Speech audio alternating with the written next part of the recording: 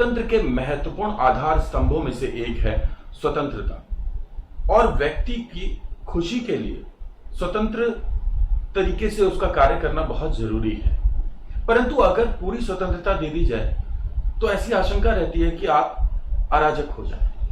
लेकिन अगर आप निरंकुश शासनों को देखें तो उसमें स्वतंत्रता बिल्कुल नहीं थी, बहुत ज्यादा बाधित थी। इन्हीं सभी डिबेट्स के बीच में भारतीय संविधान में स्वतंत्रता के अधिकार को अपनाया। इसकी शुरुआत होती है आर्टिकल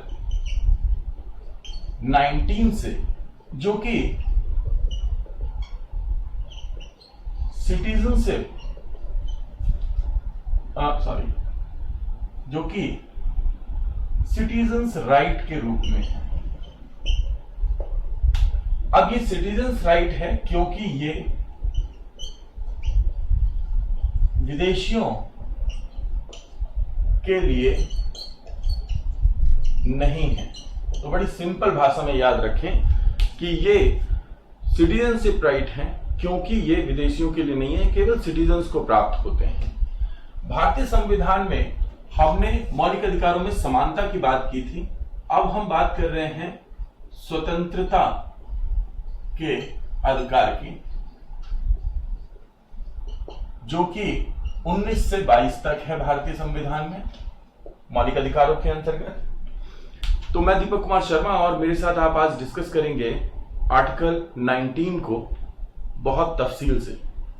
जहां तक बात करते हैं हम व्यक्ति की खुशी की और आपके विकास की, तो बिना स्वतंत्रता के तो वो पॉसिबल है ही नहीं। स्वतंत्र होना आपका बहुत आवश्यक है। परंतु जिस डिबेट की मैं बात कर रहा हूं, अगर उसकी बात की जाए तो इससे पहले निरंकुश शासन होते थे। अब निरंकुश शासन में स्वतंत्रता नहीं थी, यानी कि जब टायरनी थी तो उसमें स्वतंत्रता नहीं थी। उसके बाद में लोगों ने स्वतंत्रता की मांग की। जब स्वतंत्रता की मांग की उन्होंने, तो कहीं ना कहीं ये दर्शाता है डेमोक्रेटिक आइडियाज को। लेकिन एक्चुअल में अगर यहां पे स्वतंत्रता पूरी आती है, यहां स्वतंत्रता बिल्कुल नहीं है, तो यहां डेमोक्रेसी नहीं आएगी बल्कि अनार्की आ जाएगी। क्योंकि जो सबसे ज्यादा शक्तिशाली होगा केवल स्वतंत्रता उसी को होगी। अब ऐसी स्थिति में यहां रोल आता है लॉ का। अगर हम इसे उस थॉट के अनुसार देखें जो कि हेगल ने दिया था, तो उन्होंने कहा कि टायरनी एक थीसिस है और स्वतंत्रता एक एंटीथीसिस है, यानी एक विचार के खिलाफ एक नया विचार। तो ऐसी स्थिति में लॉ क्या हुआ, याद रखिएगा, ये सिंथेसिस है जो कि भारतीय संविधान में अपनाया गया है। इसी सिंथेसिस की बात करते थे J.S. मिल या मैकाइवर, मैकेंजी जैसे विचारक, जिन्होंने कहा तर्कहीन बंधनों के स्थान पर तर्कयुक्त बंधनों की स्थापना ही स्वतंत्रता है। इसका अर्थ है कि कुछ बंधनों के साथ स्वतंत्रता होनी चाहिए। अगर हम अनुच्छेद 19 को देखें तो 19(1) जो कि ए से लेकर के और जी तक, और 19(2)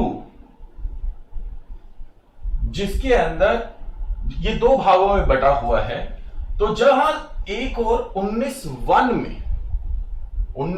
में जहां एक और स्वतंत्रता की बात होती है, वहीं दूसरी ओर 19(2) में बंधनों की बात होती है। इसका मतलब स्वतंत्रता सभी के पास तभी रहेगी जब स्वतंत्रता पे कुछ बंधन हो। बिना बंधनों के स्वतंत्रता हो ही नहीं सकती। जहां तक बात है नागरिकों की, उनके लिए 19(1) में सबसे पहले बात की गई है freedom of speech and expression. 19(2) आपको देखने को मिल गया होगा जो बंधन दिए गए हैं। यहां पे स्पीच और एक्सप्रेशन की अगर हम बात करें तो इसमें कुछ चीजें ध्यान रखिएगा, जैसे खेलने का अधिकार, जैसे सूचना का अधिकार, जैसे चुप रहने का अधिकार, जैसे चॉइस का अधिकार। इसके अलावा प्रेस की स्वतंत्रता, ध्वजारोहण की स्वतंत्रता। एक एक करके अगर डील करें तो पार्क में कुछ बच्चे खेलते थे, वहीं बड़े बूढ़े घूमते भी थे। उन्होंने मना किया बच्चों को कि आप खेलो मत क्योंकि हमें चोट लग जाएगी। बच्चों ने वहां पे खेलना बंद तो कर दिया, लेकिन फिर वो खेले कहां पे? उन्होंने अपना एक रिप्रेजेंटेटिव ढूंढा और कोर्ट में इस बात को लेकर के गए। कोर्ट ने इसमें फैसला सुनाया कि खेलना बच्चों का एक एक्सप्रेशन है, इसलिए वो उनकी 19(1)(a) की स्वतंत्रता के अंतर्गत निहित है। सूचना का अधिकार 2005 सिंपल। अगर आप रिसीव नहीं करेंगे नॉलेज को, इंफॉर्मेशन को, तो फिर आप देंगे कैसे? एक्सप्रेसिव तो तब होंगे आप जब आप रिसीव कर पाएंगे। तो सूचना का अधिकार भी 19(1)(a) में ही अंतर्निहित है। चुप रहने का दो तरीके से बताऊंगा आपको। एक, यदि आपसे किसी चीज के बारे में विचार पूछा जाता है, then your silence is also a kind of expression. आपकी चुप्पी भी एक प्रकार का एक्सप्रेशन ही है, केवल स्पीच ही एक्सप्रेशन नहीं होता। दूसरा, राष्ट्रगान होता है आपके स्कूल में या किसी भी जगह पर, आप वहां पे उसके ऑनर में 1971 का जो ऑनर एक्ट है, रिस्पेक्ट के लिए आप खड़े हो जाते हैं, लेकिन जरूरी नहीं है कि आप वहां पे राष्ट्रगान गाएं। तो आप चुप रह करके भी किसी चीज का ऑनर, रिस्पेक्ट और एक्सप्रेशन दे सकते हैं। चॉइस, हालांकि इतिहास में इसको अलग अलग फिलोसोफर्स ने, साइकोलॉजिस्ट ने अलग अलग तरीके से डील किया है कि कुछ के लिए चॉइस अच्छी चीज है, कुछ के लिए चॉइस बुरी चीज है, लेकिन चॉइस का अधिकार आपका यहीं पे ही आता है। प्रेस की स्वतंत्रता। प्रेस क्या कर रही है? आपने पढ़ा होगा, पूरा एक इतिहास है, प्रेस को दबाने की कोशिश की अंग्रेजों ने, पर आज की डेट में प्रेस सूचना दे रही है, एक्सप्रेस कर रही है अपने विचार को। तो प्रेस की स्वतंत्रता यहां पे आती है, और इसको सेलिब्रेट करने के लिए 3 मई का दिन भी सेलिब्रेट किया जाता है, इंटरनेशनल वर्ल्ड जो प्रेस फ्रीडम डे है। ध्वजारोहण, आपको याद होगा नवीन जिंदल पे एक केस हुआ था। उस केस में हरियाणा में पुलिस ने उनको रोका और अपनी गाड़ी पे राष्ट्रीय जो फ्लैग है उसको लगाने के लिए मना किया। बाद में सुप्रीम कोर्ट ने इसमें फैसला दिया कि सभी आदर और सम्मान का ध्यान रखते हुए आप राष्ट्रीय फ्लैग को अपने घर में भी फहरा सकते हैं। There is no boundation on it. तो ये क्या है? ये एक्सप्रेशन ऑफ नेशनैलिटी है, नेशनलिज्म का आप एक्सप्रेशन कर रहे हैं। ये सब 19(1)(a) में अंतर्निहित है। These are integral part of 19(1)(a). अगर हम बी पे आए तो ये बात करता है फ्रीडम ऑफ असेंबल की, यानी आप एक स्थान पर बिना हथियार एकत्रित हो सकते हैं। इसमें कुछ राइडर्स भी होते हैं जो बाद में लॉज के अनुसार उसकी कोडिफाइंग के दौरान उसमें जोड़ दिए जाते हैं। जैसे कि अगर आपका कल्चर, आपका रिलीजन और या फिर कोई रिचुअल ऐसा है तो उसमें आप हथियार भी ग्रहण कर सकते हैं। कुंभ मेला देख सकते हैं आप, या फिर सिखों द्वारा कृपाण ग्रहण की जाती है, ये उन हथियारों की श्रेणी में नहीं आएंगे। सी, यहां पे एक खास बात बताई गई थी जिसका मैं जिक्र कर दूं। संविधान सभा की बैठक के दौरान जब डिस्कशन चल रहा था तो सबसे पहले इस बात पे जोर दिया गया कि असेंबल होना जरूरी है, बिकॉज व्यक्ति पैदा तो एक जानवर के तरीके से होता है, लेकिन वो एक साथ रह करके एक संस्था के रूप में परिवार और अन्य संस्थाओं के साथ मिल करके वो ह्यूमन में ट्रांसफॉर्म होता है। तो व्यक्ति का एक ग्रुप में रहना, असेंबल होना, एक संस्था बनाना, ये बट नेचुरल है उसके सोसाइटल गोल्स के लिए। सी की बात करें तो यहां पे बात आती है एसोसिएशन और यूनियन।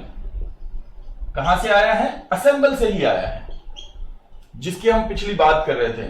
तो जैसे कि हमारे जीवन की फर्स्ट एंड मोस्ट परमानेंट, ये एक महत्वपूर्ण प्रश्न बनता है यहां पे, फर्स्ट एंड परमानेंट अगर हम ऑर्गेनाइजेशन की बात करें,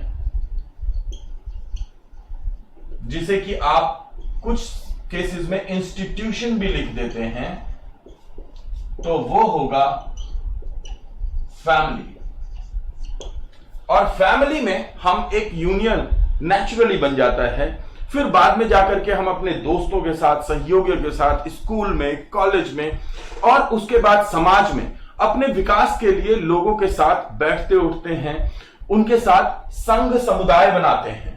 और आप अगर आज की बात करें तो डेमोक्रेसी में, चाहे भारत से लेकर के और विश्व के किसी भी देश को देख लीजिए, जब तक आप दबाव नहीं डालेंगे सरकार पे, सरकार आपकी नहीं सुनती। इसका मतलब क्या है? जितने भी दबाव डालने वाले होते हैं वो समूह होते हैं, दबाव समूह। तभी तो आप देख सकते हैं कि जहां कोई एक अकेला व्यक्ति अगर विरोध प्रदर्शन कर रहा है तो उसके विरोध का वो मूल्य नहीं होता, लेकिन जैसे ही सहयोगी लोग साथ में आते हैं, एक संगठन उसके साथ जुड़ता है, तुरंत उसका मूल्य हो जाता है। इसलिए ये सबसे महत्वपूर्ण है। फिर आते हैं हम डी पे, यानी कि विचरण, घूमने की, फ्री। आप फ्रीली घूम सकते हैं, विचरण कर सकते हैं। अब इसमें कुछ राइडर्स हैं, कुछ प्रॉब्लम्स हैं, जैसे कि जहां पे नो ट्रेसपासिंग दिया हुआ हो, ऐसे कुछ नियम बनाए जाते हैं। क्यों बनाए जाते हैं? हमारी सिक्योरिटी की वजह से। क्योंकि ये तो आपको पता ही होगा कि अगर ये आपकी हैप्पीनेस है और ये किसी अन्य की हैप्पीनेस है, जब तक ये दोनों एक दूसरे से मर्ज नहीं कर रहे, तब तक आप स्वतंत्र हैं। आपकी स्वतंत्रता तब बाधित हो जाती है जब आपका सर्कल ऑफ हैप्पीनेस किसी दूसरे के सर्कल ऑफ हैप्पीनेस को बाधित करने लगता है। यही जरूरत पड़ती है लॉ की। और इस मर्जिंग एरिया के लिए यहां पे लॉ दिया गया है दैट अगर कोई आर्मी एरिया है और वहां पे सिक्योरिटी, डिफेंस और अन्य कारणों से उसको बाधित किया हुआ है, तो उस पब्लिक एरिया में भी आप नहीं जा सकते। तो ऐसी कुछ बाउंडेशंस हैं, जैसे आप सीमा पे नहीं घूम सकते, क्योंकि वहां पे घूमने से ऐसा हो सकता है कि किसी भी प्रकार की समस्या आ सकती है। ई, इसके बाद आता है रिहाइश। रिहाइश मतलब परमानेंट रेजिडेंस। ऑब्वियसली आपको प्राकृतिक कारणों से अपना विकास करने के लिए, अपना हेल्थ, वेल्थ, इनका विकास करने के लिए एक परमानेंट घर की जरूरत है जहां पे आप रहेंगे। बारिश होती है अपना सर छुपाने के लिए, इसके लिए आप देश के किसी भी हिस्से में रह सकते हैं। हालांकि कुछ बाउंडेशन है 370 एंड 371 को लेकर के, आर्टिकल 370 और 371 को लेकर के। ऐसे क्षेत्र जहां पे पर्वतीय क्षेत्र हैं और वहां पे कोई काउंसिल बनी हुई है, या फिर कोई ऐसा क्षेत्र है जिसपे 370 लागू है और वहां पे परमानेंट रेजिडेंस नहीं हो सकता, तो ऐसे केसेस में आप पे थोड़ी सी बाउंडेशंस हैं जिनको आपको फॉलो करना पड़ेगा। जैसे हाल ही में अब जम्मू कश्मीर में यूनियन टेरिटरी हो गया, तो वहां पे आप जाकर के रेजिडेंस अगर करना चाहें परमानेंट तो आप कर सकते हैं, पहले तक ये पॉसिबल नहीं था। अब आते हैं हम लोग जी में, क्योंकि F 19(1)(f) में संपत्ति अर्जित करने की स्वतंत्रता होती थी, जिसे वहां से हटाया जा चुका है 44वें संविधान संशोधन द्वारा, जिसपे हम विस्तार से बाद में चर्चा करेंगे क्योंकि अनुच्छेद 31 की बात होगी। तो इसको मैं अभी यहां पे केवल इतना भर समझा दे रहा हूं आपको कि F को हटा दिया गया है। जी क्या है? वृत्ति, व्यापार, रोजगार करने की स्वतंत्रता, परंतु आपके पास में आपने ट्रेनिंग ली होनी चाहिए, आपके पास में जरूरी सर्टिफिकेट होना चाहिए। अब ऐसा ना हो कि आप किसी फॉर्म को भरने के लिए सीधा कहें कि भाई मेरे पास में मेरी जरूरत है, मैं इस काम को कर सकता हूं, तो ऐसा भी तो हो सकता है ना, उस काम के लिए आपके अंदर सर्टेन स्किल की जरूरत पड़ेगी, सर्टेन एबिलिटी की जरूरत पड़ेगी। अगर आप इसे फुलफिल करते हैं और सरकार के प्रति जो आपकी लायबिलिटी है, टैक्स पेमेंट करते हैं, टैक्स चोरी नहीं करते, यानी तस्करी नहीं करते, ऐसी स्थिति में आप इसके अंतर्गत कार्य कर सकते हैं। और यही 6 फ्रीडम आपको प्रोवाइड करता है 19(1)(a) से लेकर के और G तक। ये सिर्फ नागरिकों को दी गई है। तो भारत के हर नागरिक का ये फर्ज भी बनता है और ये अधिकार भी बनता है। तो हम अक्सर अपने अधिकारों को तो समझ लेते हैं, लेकिन अपने फर्ज को भूल जाते हैं। हमारा फर्ज क्या है कि हमारी हैप्पीनेस का सर्कल किसी दूसरे की हैप्पीनेस के सर्कल को बाइसेक्ट ना करे, इंटरसेक्ट ना करे, राइट? तो आज के लिए इतना ही। Thank you so much.